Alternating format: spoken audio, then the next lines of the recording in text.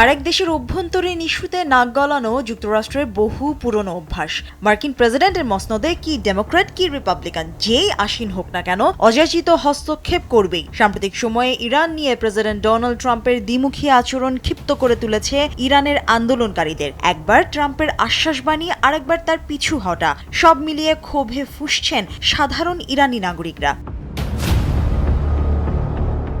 ইরানে চলমান গণ আন্দোলনের মধ্যে যুক্তরাষ্ট্রের প্রেসিডেন্ট ডোনাল্ড ট্রাম্পের বক্তব্যে ইতিমধ্যেই অনেকে আশা নিয়েছিলেন ইরানি জনগণকে রক্ষণশীলতার বেড়াজাল থেকে মুক্ত করতে সামরিক সহায়তা পথেই আছে। ট্রাম্পের এমন মন্তব্যে বহু ইরানি প্রতিবাদকারী উচ্ছ্বসিত হয়েছিলেন। এরই মধ্যে পেন্টাগন মধ্যপ্রাচ্যে অবস্থিত মার্কিন ঘাঁটি থেকে কর্মীদের সরিয়ে নেয়ার নির্দেশ দিলে তেহরানে মার্কিন আক্রমণের শঙ্কা আরও ঘনীভূত হয়। কারণ ইরান ইসরায়েল 12 ডে ওয়ারের আগেও একই পদক্ষেপ নেয় ওয়াশিংটন।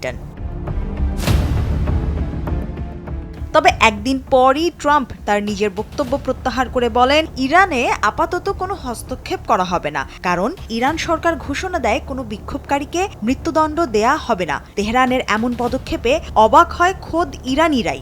একই সঙ্গে ট্রাম্পের পিছু হটাকে নিজেদের সঙ্গে প্রতারণার শামিল বলেও মনে করছেন তারা। তেহরানের এক শিক্ষকের মতে প্রেসিডেন্ট ট্রাম্প অসৎ। সাম্প্রতিক সময়ে ইরানের গণ আন্দোলন গেল বছরের ডিসেম্বরের 28 তারিখ থেকে শুরু হয়। মানুষের ক্রয় ক্ষমতা মারাত্মকভাবে কমে যাওয়া, ব্যবসায়ী এবং দোকানদারদের মধ্যকার ধর্মঘট বিশাল আন্দোলনের রূপ নেয়। প্রেসিডেন্ট ট্রাম্পের প্রতিশ্রুতির পরে 8 জানুয়ারি নির্বাসিত প্রিন্স রেজা পাহলভি এবং অন্যান্য রাজনৈতিক দলগুলো আন্দোলনে জনগণকে অংশ নিতে আহ্বান করলে লাখ লাখ মানুষ রাস্তায় নামে।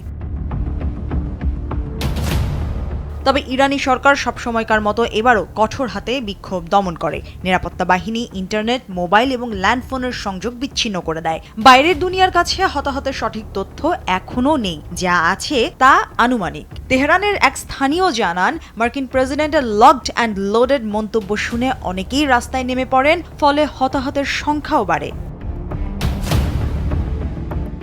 প্রেসিডেন্ট ট্রাম্পের এমন উল্টো সুরে অনেক ইরানির মনে একটি বিষয় স্পষ্ট হয়ে গেঁথে গেছে, আর তা হলো যুক্তরাষ্ট্র শুধু জানে আগ্রাসনের ভাষা, যেমনটা তারা করেছে ইরাক এবং লিবিয়ার সঙ্গে। আবার অনেকেই মনে করছেন ট্রাম্প ইরানের ব্যাপারে কৌশলী হয়েছেন, ভবিষ্যতে কঠিন পদক্ষেপ নেবেন তাই। মুশরিফা নুসরাত, দেশ টিভি।